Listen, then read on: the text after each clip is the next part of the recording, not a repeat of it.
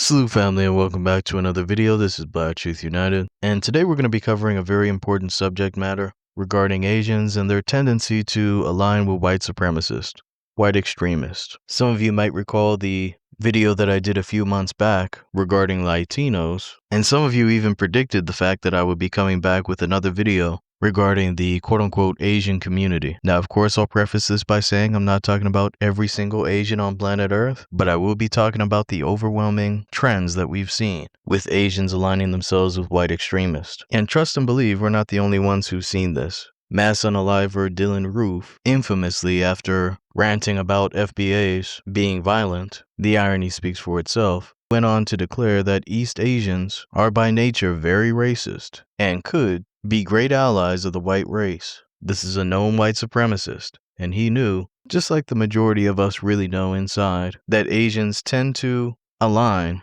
with racist ideologies, not talking about the exceptions to the rule. And while Dylan Roof mentioned East Asians, we know that really anyone who's classified as an Asian falls into this category, from East Indians, from some of those Central Asian countries, on into Arab countries, and all over the Pacific. Most of the time, you'll find a racist ideology, which will be aligned with white extremists. And we're going to prove that here today. But first, I want to go into some of the history regarding Asians and their interactions with suspected white supremacists. As with most history, white people, or Caucasians, didn't really start interacting with other groups until trade routes started being established that included them. From the Persian roads to the Silk Roads to the African and Indian Ocean trade routes, white people were largely behind other groups when they first started interacting with them. Of course, the Silk Roads led to Caucasians stealing silkworms to produce their own silk. And along the Silk Road and all the other trade routes, slaves were commonly exchanged. The Arabs especially, who were closer to the African continent, were infamous for their role in slavery. But all parties were participants, sometimes enslaving other groups, and slaves were used to build up plenty of these kingdoms. Now, over time, these trade routes evolved,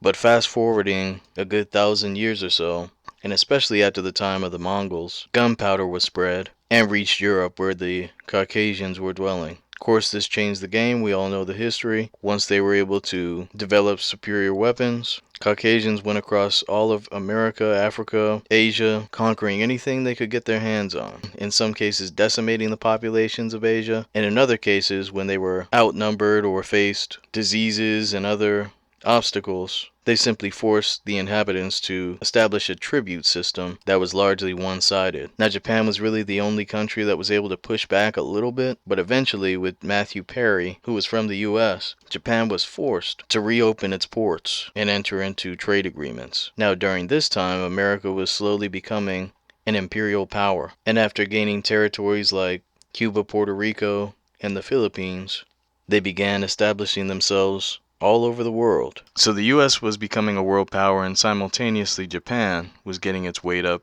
eventually defeating Russia in the Russo-Japanese War. Japan also strategically made an alliance with Great Britain so that France wouldn't get involved in fighting against Japan and their efforts overseas. Now, that alliance only lasted until after World War I, when Japan saw a different avenue to take, one of the Nazi variety, in which they joined with white extremists against Great Britain and the other forces that were aligned at that time. There's a reason why the Japanese were given the title of honorary Aryans, which Hitler was the main one declaring. But even if you read Mein Kampf, he chalked up Japanese success to their Aryan influence, referencing the political and economic forces driving industrialization. But if you look into what really drove the industrialization in Japan, things like the railroad and the telegraph, they would never mention Brother Granville T. Woods, who was behind a lot of the groundbreaking work, advancing the telegraph system and tons of other patents, improving the railroad safety and efficiency. I guess that's what they would call Aryan influence. But I digress. Japan aligned itself with the Nazis, and yes, they did know what was going on in the internment camps. We have proof of this through a Japanese general who was stationed in Lithuania. He heard of the horrors that Germans were taking part in, and when he brought this forward to the Japanese elites, they denied him 3 different times, as far as his request to get Jewish people out of that area with refugee visas. So even though he did pull some strings and save some of the refugees who had escaped the concentration camp, it wasn't out of the kindness of Japan's heart. So again, they were aligned knowingly with white extremists who were participating in ethnic genocides. They were okay with that. Of course, we know what happened with Japan. The US completely destroyed 2 of their major cities, and the war ended after some more official international discussions were made. Soon after that, the US pledged to give the Philippines their quote-unquote independence, and other European powers did as well. And many people like to reference the Japanese reparations that happened much later, which went to the Japanese in the US who were in internment camps during the war. But a lot of people fail to mention that not only was Germany rebuilt, but Japan received $15.2 billion in 2005 dollars to rebuild after the war. They didn't pull themselves up by the bootstraps. Same thing with Iraq there at the bottom. And if you go to any country, you can go to foreignassistance.gov. Brother Great Black Shark often references this. You can hit by country and search for any country that the US has been giving aid to and see that literally all these countries have had a leg up, sometimes after being openly against the US in war. And of course, if you're in the B1 Rolodex, you can find foreignassistance.gov in the resources and general contact tab. But I digress. Now let's speak a little bit about the Nazis. So for those who don't know, the swastika itself does not come from Germany. It's actually Hindu in origin, meaning East Indians. It's a symbol that they use at entrances, in different ceremonies, and represents a variety of things. Even the Jewish leadership had to come out and admit that the swastika was a long-standing symbol that had been around for ages and was simply adopted by the Germans during World War II for their Nazi party. Now you also have to keep in mind there's a reason why the Germans were comfortable adopting this symbolism, and part of it has to do with the long-standing tradition of racist East Indians who created a caste system largely based on color, favoring lighter-skinned migrants from Central Asia who were referred to as Aryans. And of course, in the middle right-hand corner, you see the different classifications from Brahmin all the way at the top to Dalit at the very bottom, who are treated as scum. So as you can see, with the Aryan nation and all this other stuff, East Indians mesh very well with racist ideologies of white extremists. And it's not just East Indians. All over Asia, you have an obsession with lighter skin. Almost all the time, lighter skin is regarded as someone of a higher status. Some argue because of the sun exposure that one gets, which indicates that he or she has been involved in manual labor. And this is extreme all over Asia, but especially in the Philippines. Mind you, early tribes in the Philippines were literally called negritos or negritos, and you have people risking their lives in the Philippines and in other countries like Arab countries to get their hands on materials to lighten their skin. And some of these products literally have thousands and thousands of times the level of mercury that they should have, leading to cancer and eventually death, all to become closer to the oppressor class. Of course, in Arab countries you see all types of racism and marginalization of darker groups such as Myron Gaines, and you would think that this would wake up some of the darker skinned people, but many times they join with the oppressive class to discriminate against anyone who has even a slightly darker tone to them, again aligning with white supremacist ideology that white is right. Now I'd be remiss if I didn't bring up how the Asians interacted with us when they first got to the US. Of course, some of them got to California in small quantities in the mid-1800s, but every once in a while you'd have them drift into places like Mississippi or North Carolina participating in slavery. One of the most infamous examples are the conjoined Bunker twins, who owned a for-profit plantation exploiting FBAs for labor. And while they themselves couldn't participate in the Civil War, their sons were among the few Asians who did fight for the Confederacy to preserve slavery and to break off from the Union. But to be fair, they're the exception to the rule. They weren't too many Asian slave owners during that time period, but they certainly did get involved when it came to sharecropping. Now I want you to read the last 2 paragraphs with me regarding the Chinese who entered into the Mississippi Delta. This will tell us a lot of how they were used against us to benefit white supremacy. Chinese immigrants entered the Mississippi Delta in the 1860s and 70s when white upper-class plantation owners were recruiting Chinese workers as a way to displace black labor. Asians have historically been used to displace black labor. In the wake of emancipation, Chinese immigrants were used to replace the black labor force and increase the power and wealth of white plantation owners. This pattern of using Asian Americans as a wedge between white and black groups is a process known as racial triangulation. And then the last sentence gets into some fluffy fairy tale babble. I'll read it, but then I'll debunk it pretty soon.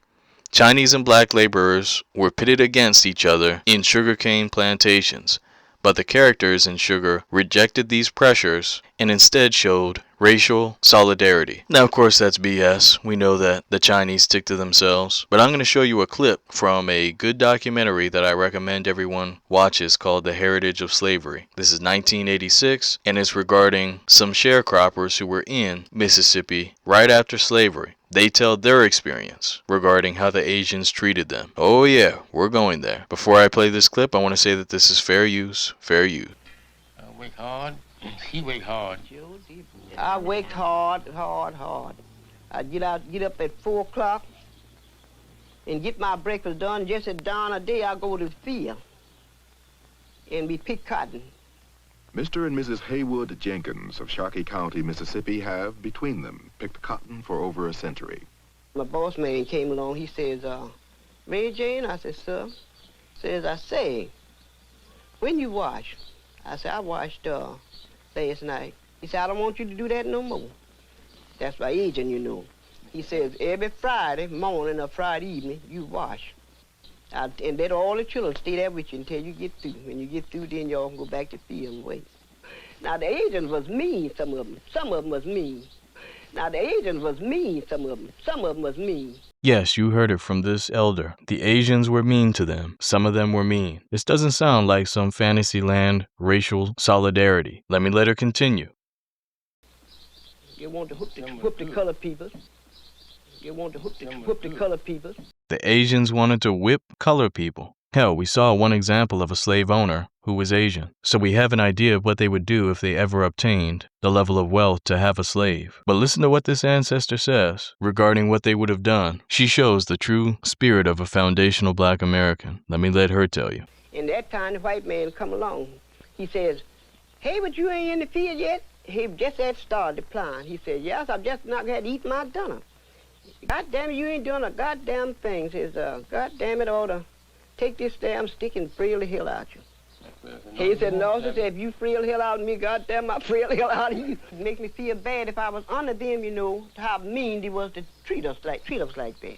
So as you heard, whether it was the Caucasian or the Asian, we would have fought back, and the Asians were historically aligned with white supremacists to oppress us. This is why, while I did enjoy certain aspects of the movie, Sinners, I didn't like how they tried to paint a fairy tale story of some kind of minority coalition. As Brother Black Alpha has declared, it's a minority no-alition.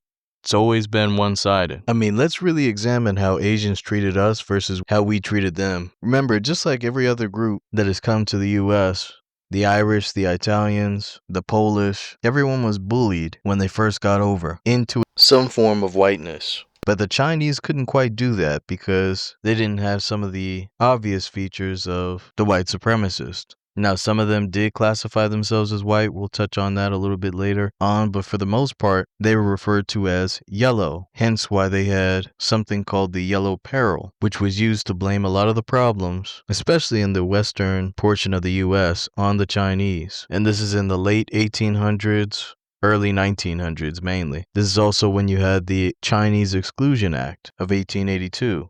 But more than anything, you had white supremacists all across the areas where the Chinese were, especially in places like Idaho, Utah, certain parts of Washington, etc., kicking out the Chinese from those areas. And so where did all these Chinese people go who were kicked out of these areas? And the answer is, as you may have guessed, mostly where foundational black Americans resided, establishing Chinatowns where they wouldn't receive the same backlash they received when trying to directly deal with the white supremacist. In other words, they got up under us for protection. Also, you had our leaders like Fredrick Douglass fighting against the unjust laws that were targeting them at the time. And he's not the only FBA who fought on behalf of the Asian community. You had David Fagen, who was a Buffalo soldier who defected from the army in hopes of saving the Filipinos from experiencing the same genocidal fate that he had seen occur in the U.S. and other territories. You see, it's always been us upholding a one-sided alliance against people who have a tendency of aligning themselves with white supremacists. You had Muhammad Ali, who went against the Vietnam War efforts, famously stating that no Viet Cong ever called him the N-word, and I've already showed in previous videos proof that they in fact were calling us the N-word. In fact, they were also calling us monkeys, in the midst of our soldiers being on the ground, saving them. And if you don't believe me, let me play a clip of those soldiers who were over serving in Vietnam and their experience with the Vietnamese. Fair use, fair use. They come over here, a Vietnamese girl, she called me a nigga. A nigga, a Vietnamese girl, and I know it's not part of their language. Can't nobody tell me that's part of their language. See? Now, of course, it's not a part of the Vietnamese language, but it is a part of the white supremacist extremist language, which they adopted readily and adapted their own pejoratives that they had for us into ones we could understand. Fair use, fair use. Now, just like he said, these Oriental people don't know where the word nigga came from or nothing. They have to learn how to speak it. The first time I come over here, I goes out in the Ville, I falls into one of these places, and I'm thrown out because I'm black, you know? Because I'm black. They don't like us. They say we start trouble. Now who done put this stuff in their mind? You know what I mean? Yes, you heard that correctly, family. The Vietnamese treated us like trash. And to answer that particular soldier's question, this was already in their minds. They already knew the rules of the system of white supremacy and where they fit in on the spectrum, and were willing and enthusiastic about participating in this system which keeps us at the bottom. At this time, our people did not understand the depths of evil these people would go to sustain the system of white supremacy. People who we fought for, people who we supported through the Black Panthers. Huey P. Newton was one of many who attempted to form an alliance. Then, of course, you have MLK, who faced major backlash after his speech condemning the war. These were not popular things. These were not requirements. FBAs just did this, really even without any hope of these things being reciprocated. I mean, at this time and beyond, countries and communities have had chance after chance to show some humanity as we showed during these various situations, and have failed to do so. And it's not just here in the US. All across the West Indies and various colonies, East Indians, Chinese, Pacific Islanders were sent to replace the black labor, in some cases due to famines, some of those controlled by the white supremacists, in other cases just for the economic advantages. This is where you get Gandhi from. He was in apartheid South Africa, really not to help the South Africans, but the quote-unquote coolies who had been sent to replace the South African workforce. Hell, I mean, Gandhi was infamous for saying the equivalent of the N-word in South Africa. For those who don't know, it starts with K and it ends with Afir. But Gandhi, like many others, clearly wasn't fighting for racial solidarity or any kind of alliance with anyone else. He was fighting for his group so that his group wouldn't be treated like the quote-unquote N-words of South Africa. This quote, which you can read on your screen, is very similar to the LULAC quote, in which the Latinos openly stated that their intention was not to overthrow the oppressive class, but to join with them or to be over whoever's at the bottom, just as long as they're not at the bottom. And just how you had Latinos fighting to be classified as white, fighting to be a part of the oppressor class, you have Asians, including East Indians, with court cases fighting to be a part of the Caucasian race. Bhagat Singh eventually got that approval in the 1920s through the Supreme Court. And they're not the only ones who classify themselves as white. Most of you know Arabs, despite being in the quote-unquote Asian continent, are classified as white. That's why white supremacists tried to label that area the Middle East as opposed to Asia, but they're classified as white. Quote-unquote Pacific Islanders and East Asians with what people would call Mongoloid features are also classified as white. They try to say that that was only occurring in the late 1800s, early 1900s, but there are many examples of people who still classify themselves as white, while they are clearly Asian. If you don't believe me, let me play this quick clip from a broadcast that Brother GBS put together. These are Filipinos. Fair use, fair use. Filipinos, too, majority classify themselves as white? Because, you know, black folks, we don't know, right? Cool, no problem. I'm not going to tell you. I'm going to let them tell you. Let's all roll this beautiful bean footage. Now, if you're subscribed to me and not subscribed to Brother GBS, I highly recommend that you do so. Keep in mind he does run a strict platform, so don't go over there with the BS or poor grammar, stuff like that. Kind of gets on his nerves, but if you're serious about Black empowerment and specifically FBA empowerment, I'd highly recommend subscribing to his channel. But anyway, let's let it continue. Audrey and May tried to explain to me how the Filipinos have managed to get along by going along. Going along to get along, that's historically what Asians and all the other buffer groups have done. Instead of trying to create a just system, a fair system for everyone, they just want to secure a comfortable spot in the unjust system, meaning becoming participants in injustice. Let's let it continue. Filipinos are not considered a race other than white because Spain owned the. What she say? Now you see they hair with the little old pseudo afros sitting on there, okay? And they call them the niggas of Asia, by the way. But you heard she say she identifies as. Let's let her get back to it. Philippines, so they were just considered white. They were citizens of Spain when they came here. Well, what do all Filipinos consider themselves? Well, when, for instance, when we were born on our birth certificate, it's white. Yes, they changed that now. But our children also has white on their birth certificate. Yeah, white. Notice not only they were classified as white, but they pass that on to their future generations. They know what that status means, and they're about to get into some of the benefits that they had during segregation because of the fact that they were classified as white. Tell me, what do you consider yourself? White. We always. Right. Yeah, you barely damn say the damn word. See, let me tell you something. Don't you ever let these people from these places come over here talking about they don't understand nothing about race. Yes, the hell you do. Because see, the reason why they want their kids to have that on the birth certificate, they recognize white as a status symbol. That's what they think it is. No, it ain't nothing about your ass that's white at all. At all. Nothing. See, this is a defeated, broken, schizophrenic, tether class mindset. You can never claim to be proud of who you are and where you from when you won't even claim who you are. You can't find a foundational Black American man or woman over here that denies our heritage. We hold our heads up proud of our family and our ancestors. But you sitting over here down in the Philippines where they want to wipe you out, talking about you identify with the oppressor class. Talk about Stockholm Syndrome. Oh, it gets worse. I'm going to let them tell you. I'm going to be quiet. Dated American boy. In our childhood, we had segregated schools, segregated churches. So of course we did not go to colored. We call them colored. We did not go to colored schools at all.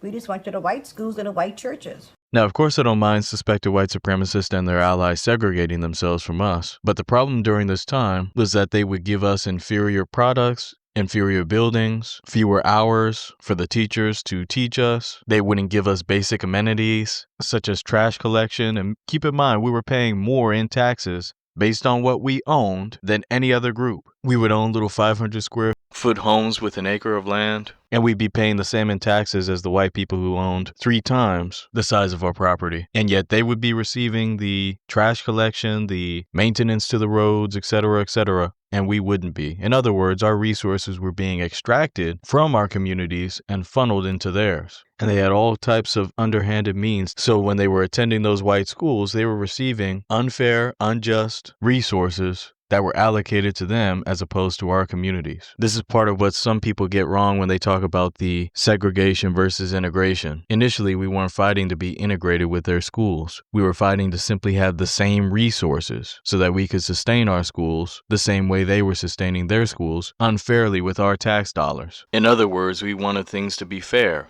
just. But I digress. Let's let it continue. Grandma would just ask the boys, what is your mother's maiden name? And she would tell us, don't go out with that boy, he's mixed. Grandma, what do you mean mixed? You know what I mean mixed. His people have black blood in it.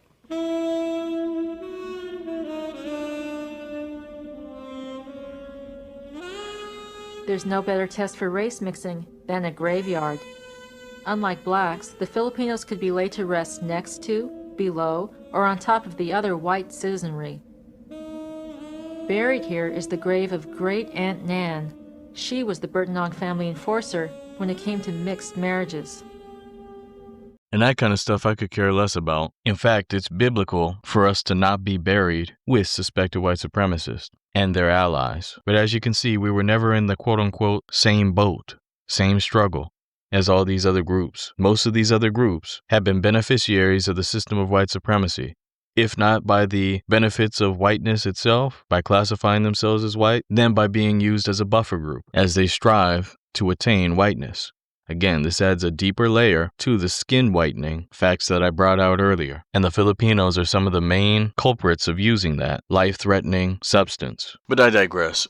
Over the years, this is really how Asians have been used as a buffer oppressive group against various other nations. Whether you look at the Caribbean, Trinidad, China, who owns all types of things in the Caribbean, they're used as a group to oppress the darker-skinned people of the world. Essentially, for white supremacists to subjugate other groups without facing the backlash that they would receive otherwise. And this is everywhere you go. Asians have exclusive communities in places like Parklands, Kenya, where any Africans who do live there are for the most part servants. You have Asians literally whipping their workers and in some cases unaliving their workers all over the continent of Africa. Zora Mandani comes from this oppressor class. He and his family were used as a buffer group in Uganda to subjugate and sabotage Uganda's population. Fortunately, one leader from Uganda, who I salute, kicked them out of that country and called out what they were doing. Of course, we can't forget about Kamala Harris, whose mother was classified as white and whose father bragged about descending from a slave owner. That slave owner, slave trader class, always used to oppress us. And now let me play the infamous clip revealing how Kamala Harris was completely aligned with white extremists. How do you think she got along so well with Biden, whose mentor was a high-ranking KKK member? Let me play the infamous clip. Fair use, fair use. So by default, it affects black families, but there's not a particular policy for African Americans that you would explore. Now, of course, we know African American is not a strong enough term, but at this time it's implied that she's referring to foundational black Americans. Now watch how Kamala tries to get out of it. But no, if you look at the reality of who will benefit from certain policies, when you take into account that they're not starting at the same place and they're not starting on equal footing, it will directly benefit black children, black families, black homeowners, because the disparities are so significant. So if we focus on the specific issues that have resulted in the greatest disparities, and we understand that that's part of why we're doing it. Listen, the reality also is this: any policy that will benefit black people will benefit all of society. Let's be clear about that. Nobody asked what could benefit all society. Every other group gets to get specific tangibles for their group. Then they want to double dip into a minority bin. That's for everyone. This is exactly what the white supremacists do. And she's a perfect tool with the perfect complexion to carry out the white supremacist agenda. Let's let it continue. Let's really be clear about that. So I'm not going to sit here and say I'm going to do something that's only going to benefit black people. No, no, no. And that's why she's not in office right now. Keep in mind, she sees us as another. She grew up in an East Indian family with a caste system mindset being ingrained in her brain. She's out for self, and even with the many examples of other groups getting exclusive benefits, she stands defiant in making sure that we don't get anything. So let it continue. Whatever benefits that black family will benefit that community and society as a whole and the country. Right? Wrong. And this is just one of many examples of quote-unquote Asians being weaponized against foundational black Americans. Need I remind you that Kamala fought to keep FBAs in prison? Then you had other candidates like Ramaswamy, or as I like to call him, Rama Bushmeat, who clearly aligns with white supremacists at every turn. You have Nikki Haley, who changed her name. That's not her real name, by the way, who was also an East Indian. And then you have the VP's wife, who's also an East Indian. So no matter what, on both sides of the aisle, no matter who you voted for, you were gonna get an East Indian, at least somewhere in the White House. And of course, it's not just those who are in office. You have Dinesh D'Souza, who's obsessed with FBAs, yet won't address the massive crime in his homeland. You have Asian trolls who constantly use the N-word. Tim Pool, who has Asian ancestry. And the infamous Tiger Mom, who wrote the book Triple Package, which is very similar to the bell curve. Our racial superiority book that was used to justify white supremacist doctrine. And white supremacists were okay with it, even though she called Chinese mothers superior. You also have the infamous clown who pretended to be black and claimed that that got him into medical school, causing the medical school to come out and say that that was all a lie and had nothing to do with the race category. Then those kind of stories and literature were used to launch the attack on affirmative action, which honestly didn't really affect most FBAs and made no significant change to the Asian American numbers at the quote-unquote elite schools. In fact, at some schools their numbers went down while they were pretending like so many Asians were being held back because black people were getting all these undeserved spots. That's predictable racist ideologies, but notice they were used as pawns by Ed Blum and others so that they couldn't be quote-unquote called racist. And affirmative action isn't the only thing. Of course, you all likely remember the anti-Asian hate propaganda that was coming from people like Diane Yap, a known paid Republican shill, who again is obsessed with foundational black Americans. And during this time, remember, they were using alleged agents who were dressed in the same colors to commit crimes against Asians, again, allegedly. And that footage, along with select images from 30, 40 years ago, were used to push the propaganda like Asians were being attacked by all these no good FBAs. And then when you look at the statistics, the overwhelming majority of the crime against Asians was being perpetrated by the predictable assailants, white supremacists. And even during this propaganda, they worked to bury stories like the infamous spa shooting in which this suspected white supremacist specifically targeted the Asian community to do it harm. Yet he wasn't the primary focus of all the clips that were put on repeat in the white media. And by the way, Diane Yap at her own hearing had to be debunked by some of her fellow Asians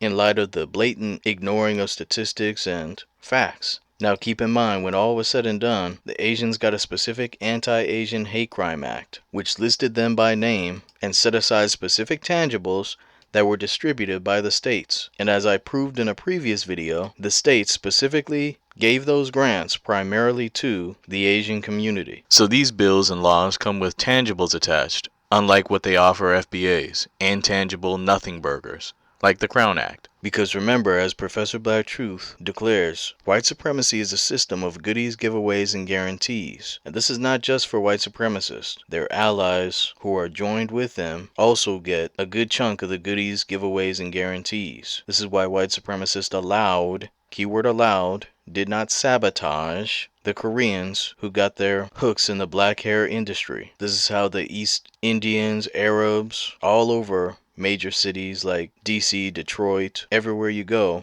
get access to funding and resources to have stores in our communities. And you would think with foundational black Americans being the economic base of nearly all Asian businesses, especially small businesses, there would be some kind of respect or reciprocation of resources. But of course, that's too much like right. From the very beginning, these groups treated us with disrespect and exploited the weak economic position that we were placed in due to the never-ending war against foundational black American communities, our economy especially, restricting us from getting loans, grants, our business districts being commandeered through eminent domain, highways and railroads being toppled over our areas, pretty much forced into a corner. And now, instead of people helping us, various groups, including Asians, came over here exploiting us and the position that we were in, oppressing us, charging us more for groceries, more for everyday items, more for gas, more for parking, used by the white supremacists as a buffer group to oppress us. It takes a pretty wicked person to kick someone while they're down, hurt, injured, damn near unconscious. And these historic buffer groups did just that, with all types of disrespect. Just like the soldiers from Vietnam we're talking about. These people came with the disrespect. And I'm about to prove that right now. I'm going to show a clip from the late 1980s regarding the Arabs who took over the stores in Chicago. So don't believe me, believe those who were around during the time. Fair use, fair use. I think that when Arab Americans look at an area like North Lawndale and other black communities throughout this city, and they solely move into those communities for the purpose of taking monies out of those communities and not making any contributions, is that you're going to have a problem. Are you saying that they don't relate to the community after not hours? At all. That they're not in? For example, what about the banking that they do? They do not bank in the banks in the community. They do not support community-based projects that are initiated by the community. There's no evidence that there's anything that the community gets in return. And what this brother was saying over 40 years ago is still true to this day. We don't get anything substantial from these other groups. They're given the loans, they're given the banking infrastructure, grants, resources from their homelands, etc., and they just take and take and take from our communities while providing little to no benefits. Hell, hardly even a job, unless they absolutely have to. But let me let him continue. Fair use, fair use. Why did Arab Americans move in and not blacks? I think there are a number of reasons for that, in as much as in order to have a successful business, there have to be various types of supportive systems that are there. You know, bank, lending institutions must be supportive of business efforts. And I think that with blacks is that you had a decline of those kinds of institutions that will serve as supportive groups for black entrepreneurs. Little to nothing has changed, and the suspected white supremacist who's interviewing this brother is essentially playing in his face. He's aware of the sabotage that has gone on, especially in Chicago. We're talking about virulent, anti-black hatred, bombing our communities, terrorizing us, swindling homes. Still to this day, even if your home was properly put into a will, they still work to get it through technicalities in probate court. Just all types of nonsense going on in Chicago, sabotaging us economically so that we don't pass any wealth on to the next generation. And now, this interviewer is sitting up pretending like everything was fair or what? Why don't you invest in your own community? There's nothing to invest with, you demon. You sabotaged everything we had going on financially / economically. But let me let him continue. Even for small grocers. No question about it. I think that it's been very difficult. There's not been enough done legislatively in terms of government, nor in terms of the private sector in being supportive of efforts by blacks to be entrepreneurs. And I think that coupled with the fact that we appear to have a group of people who are taking advantage of a situation or of a kindness of a people, if you will, because I think that blacks have been very supportive, that the escalation that we're faced with now happened as a result of the disrespect shown by these merchants. Would you acknowledge blacks did not originally complain about Arab businessmen coming in our community. What happened was that after they got there and they showed their real intentions, is that people began to say, well, hey, let's take another look at this. Absolutely sickening. And this is what all these different groups who classify themselves as Asians have done. Or those who classify themselves as white but are Asian in origin. They go to our communities for support, we support them, and they exploit us. And they don't just spoil the customer class, they also spoil and reject business connections with the business class. Remember, Dr. Claude Anderson was talking about this in his book, Powernomics. There was a group of foundational Black American distributors who tried to form alliances with Asian merchants. At a steep discount. And the Asians reminded them that they weren't going to buy from FBAs. These were their words. You black people just don't understand. It's not the money, but the fact that we only buy from our own. Only you blacks will buy from any and everyone. This is what we get for supporting these other groups. They spit in our face and openly declare how they will not support us. And this is why I will continue to stomp for people to use the B1 Rolodex by going to blacktruthunited.com. No spaces, no dashes, no www, just blacktruthunited.com, and checking out the businesses that we do have, which are still owned by us. Some of them are online businesses, some of them are physical stores, but we have to support our own and start weaning ourselves off of this parasitic relationship that we've had with these other groups. It's just not fair. And it's especially disrespectful when you realize that most of these groups wouldn't even be here if it wasn't for us stomping for immigration laws to be fair. Foolishly, prior to us stomping, they had less than 1 million people here in the U.S. Now they're projected to hit 46 million by 2060. None of this would have been possible without FBAs. And yet we are the ones who are targeted, who are disrespected, who are restricted from many types of benefits that they receive because they made a deal with the white supremacists to keep us oppressed and to maintain the socioeconomic order and socio-political order that's already been established. Wherever you go across the U.S., this is what you'll find. And this isn't anything new. Right around the time we passed the civil rights bills and got all these communities fair rights and equal protection under the law, all types of benefits they wouldn't have had without us, these people were talking crazy about us. I'm about to play another clip. Shout out to Brother GBS once again for this one. It's kind of rare footage to find because it comes from the late 1960s, if I'm not mistaken. Fair use, fair use. I'm going to show you what some of these anti-black Asians was talking about way back in the 60s, right ink ain't even dry on the Immigration Act. I want you to listen to this, because I'm playing this in this order for a reason. Check this out. Most Orientals feel more openly hostile to Negroes than most other Americans. Why? I'm not sure. Part of it's a certain dislike for the civil rights movement, because the people that have worked for the civil rights are saying, the government, you know, give us training, give us this and that, and so we can become like you.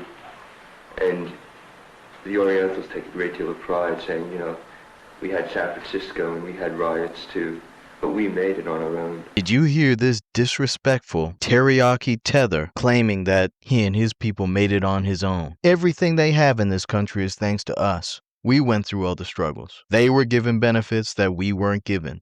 And most importantly, they were not sabotaged. At least not consistently sabotaged and systematically destroyed decade after decade like our communities. Of course, you had the bullying period with the yellow peril, but eventually, once the white supremacists pretty much got their temperature and realized that all they wanted to do was get a comfortable place under white supremacists while keeping us at the bottom, they were allowed to thrive without sabotage. I'm going to keep emphasizing this because it's different when you're both given the same resources and one falls off and the other one's good to go. No, not only were we not given the same resources, but whatever we did manage to create was sabotaged, was attacked, while their communities were left, for the most part, intact. Not even remotely a fair comparison. But here they are, wagging their fingers in our faces, telling us how they did it on their own, and how they're so strong and they have so much pride, and why can't we just be like them? Without fighting a single battle, without breaking a single sweat, without fighting in a single struggle, insignificant numbers. And by the way, when some of them did get involved, they were working under us and came to find out, just like in the case of Richard Aoki, the people who were with us were traitors, were saboteurs, were working directly with the FBI to destroy our movements. So the pattern once again forms. We fight for everyone. Everyone else stays on the sidelines, watching us take all the bruises, all the lumps, all the gashes, all the broken bones. And then when benefits roll in, they're the first to line up and then wag their fingers at us, either they themselves or the next generation, talking about how we just didn't work hard enough and we just need to learn about Asian excellence and stop being lazy. But I digress. Let's let it continue. Now, why the hell are you taxing us and using our tax money to raise you up when we could do it ourselves? The reaction against Negroes is very, very strong. Really very strong. The audacity of this teriyaki tether, the soy sauce supremacist, talking about them making it on their own and us taking from their tax dollars. They wouldn't even be over here in large quantities or be able to generate tax dollars in a smooth and orderly fashion if it wasn't for us. We're the ones who made everything fair. They're just the beneficiaries of all of our fighting. But I digress. You can tell that this subject really pisses me off because our people have been exploited and deceived into believing that there's some kind of allegiance with these other groups, and it's always been a one-way exploitation train. And they want you to believe that this is just with their local mom and pop shops. No, this is with big businesses as well. You have parking meters, the real estate industry. They're given a cut of the spoils of the system of white supremacy. Now, of course, when white supremacists don't want them in a particular industry, they're systematically removed, like the Vietnamese who were in the fishing industry in Texas. They were systematically removed. But white supremacists do support Asian-owned businesses. Don't let them try to lie. BlackRock is a perfect example. They have venture capital from all types of countries overseas. These are Asians with direct influence over how much you, the listener, have to pay for your mortgage each month. So they're heavily involved. Then, of course, you have the various massage parlors that mainly Caucasian males go to. They also prey on children overseas, going to these PDF file friendly locations. They go to Asia for organ harvesting, cheap labor, pretty much anything you can think of that's exploitive. And of course we can't ignore the anime influence, where all the significant characters look like white people. Very few exceptions to this rule. And of course all the black characters are stereotypes and caricatures. And by the way, some of these animes that you're seeing on your screen are not old. But of course that's something that white supremacists love and support. It pushes their agenda. of white supremacy. Then for those who don't know, on the thumbnail you may be confused by all the Hitler-loving individuals. Let me show you this. This is something that's not talked about very often. Hitler in Asia today, and the Nazis in general, are praised and upheld. They call it a chic. A Nazi chic. And this has gotten them into trouble internationally, but they don't care. Time after time, from little children to rock bands, from higher-ups to pop bands, you have Asians rocking Nazi attire, clearly aligned with white extremists. Then another thing you may be unaware of is the fact that many Asian countries participate in blackface. This is a common theme throughout Asia. Some of them claim that they're trying to honor the legends, but it's clear that they're doing it as a mockery. Then of course you have their propaganda machines, which have been caught with all types of racist commercials, from an African being stuffed into a laundry machine and coming out as an Asian, to fried chicken commercials in which Asians are kidnapped and then saved only by producing a bucket of chicken. I mean, just off the wall racism that white extremists revel in. These sentiments are nothing new. And now we get into the other part of the quote from Professor Black Truth. It's a system of goodies, giveaways, and guarantees. But part of this, as I mentioned with the Latino video, is the immunity from the law. To a certain extent, Asians have been largely kept out of the limelight when it comes to crime. Overseas, they unalive their journalists to prevent crimes from coming out and keep only journalists who create happy-go-lucky fairy tales of Asia. Yet whenever you look around, you have cyber crimes, Medicare scams, degree scandals, and of course drug trafficking. And at this point, it's just become a known thing that a good majority of the drugs come right out of the Golden Triangle or the Golden Crescent. There was a famous report in 1991 regarding Asian organized crime. They've known about the triads and the Yakuza and all these criminal enterprises for years, but they do not criminalize them. Notice in this article it states that while they were involved in extortion, murder, gambling, loan sharking, many of the members were good citizens. I'm not making this up. This is right in the document. You never hear foundational Black Americans referred to as good citizens regardless of their crimes. And even if we wanted to, we can't compete with other groups as far as crime because they're simply not criminalized, despite all the evidence that they have. Let me show you the proof of this that came out in a documentary about the Chinese mafia. Fair use, fair use. The city is in shock. Chinatown is renowned for vice and drugs. But up until now, the violence has been contained amongst Asians and treated with ambivalence by the cops. In other words, they're not criminalized. It's not that they're these superior criminals that are just so beyond the scope of law enforcement. No, they're allowed to participate in these crimes unless it happens to spill over into white society. And if you notice, he said Chinatown was known for drugs, violence, thuggery, prostitution, everything. This is a known thing, yet they're not criminalized. Let's let it continue. Back then, Chinatown is like a gold mine. Well, Chinese, most of the time, keep the cash in the house. Everything valuable. They don't really trust the bank. You see a lot of cash flow inside Chinatown. Gambling den, loan sharking, all this is cash flow. And this is what I get into. The Hop Sing boys collect loan sharking debts on behalf of some Tong elders and extort the gambling dens on their patch. When you want to open a gambling joint, you come and look for us before we come and look for you. Pay attention to that, family. Illegal gambling is very key in Asian culture, mainly because of what it results in. I'll show that to you pretty soon. Let it continue. The gang also protects the gambling revenue by fending off other gangs. The Hop Sing boys fight running street battles with their main rivals, the Hua Ching. I got a lot of big fight with Hua Ching and different gang. Pretty much I have a lot of shootout. Chinatown, every street I had a shootout. The rivalry is not only about money. The Hua Ching is an American-style street gang and rejects the rituals and traditions of Chinese tongs and triads. The Hua Ching is a street gang. I'm saying we got rules to tie into us. So we don't do this, we don't do that, we don't do that. They're free. They can do whatever they want. Before the Golden Dragon incident, the police turned a blind eye to gambling-related offenses. The police turned a blind eye to gambling-related offenses. They know who we are. We know who they are. Long Long as we don't start something in front of them, they usually let us walk. As I stated, they are not criminalized. This is a part of the system of goodies, giveaways, and guarantees. And by the way, illegal gambling is very important because it's one of the main drivers of human trafficking and drug trafficking and violence and other things. So when the police ignore the gambling, they're allowing for the other crimes to occur as well. Again, they're allowed to participate in criminal activity and they're not stigmatized for it. In fact, they're called good citizens, despite being involved in illicit practices.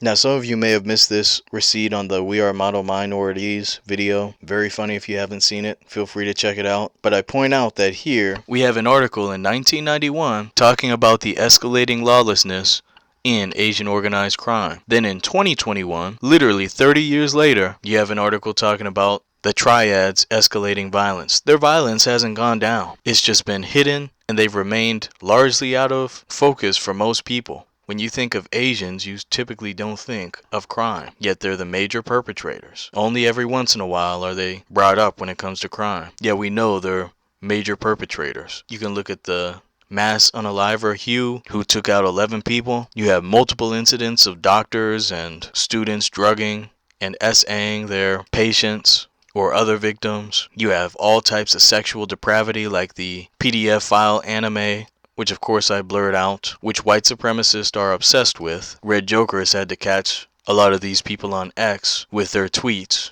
which many times they end up deleting. But altogether, they are aligned with white supremacists. And of course, their crimes end up hitting us as well, like Daniel Holtzclaw, the various store owners who attack FBA women. You have infamous cases like the Latasha Harlins incident, and then the recent story of the brother who was unalived in South Carolina. Just some sick, degenerate madness. And we can predict that for the most part their ideology is very anti-black. Hell, we've proven that in this video. Here we have the unaliver Ryan Lee Nguyen, who shot a 6-year-old. We have the store owner who called the cops on George Floyd, along with one of the cops who was there during the incident, who was acting like a Koopa trooper for Bowser, defending the suspected white supremacist cop who was unaliving George Floyd. And then of course you have the most infamous example of Peter Liang, who unalived, if I'm not mistaken, a non-FBA who was from the Caribbean. But we still stomped for him, especially at that time. And remember, there was a complete lack of accountability from Peter Liang. Liang. He was scrambling to come up with a lie with his partners while refusing to render medical aid to the victim. And then you had the Asian community who stood in solidarity and joined hand in hand to have his charges dropped. In other words, fighting to be racially immune from the law. And for me, what this incident indicated more than anything is that Asians can get together to fight for a cause. We've been told for years that, they don't want to get involved in radical stances, etc., etc.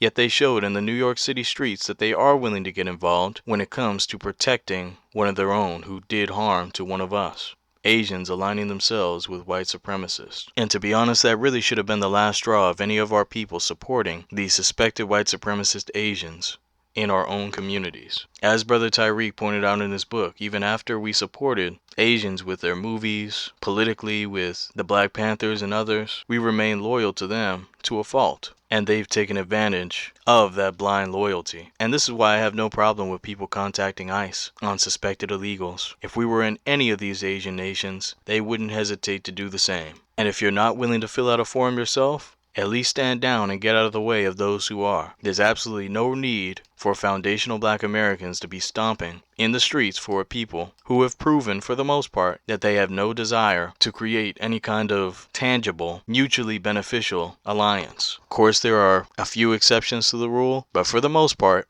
they're all aligned against us. And the other reason why I say it doesn't make any sense for our people to be standing out there is because all of these Asians had their respective countries fighting for them anyway. If you remember the ICE raid incident at the Hyundai factory, the South Korean government stepped in to ensure the safety of its citizens.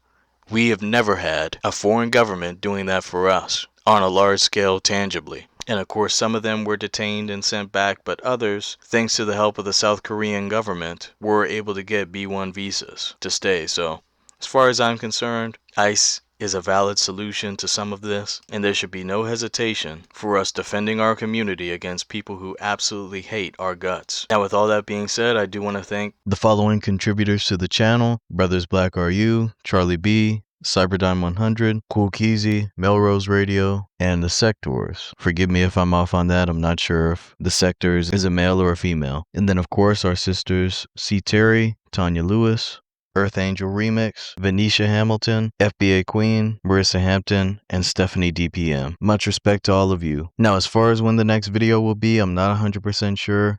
I'm gonna do my best to get at least one video out per month, but it might be sporadic. For example, it might be at the beginning of the month or in the end of the month. But I'm thinking that that's a compromise that I can do while still working through what I'm working through. So peace and blessings to all of you. Make sure you like, share, comment, subscribe. And with all that being said, be one and be blessed, family. Peace.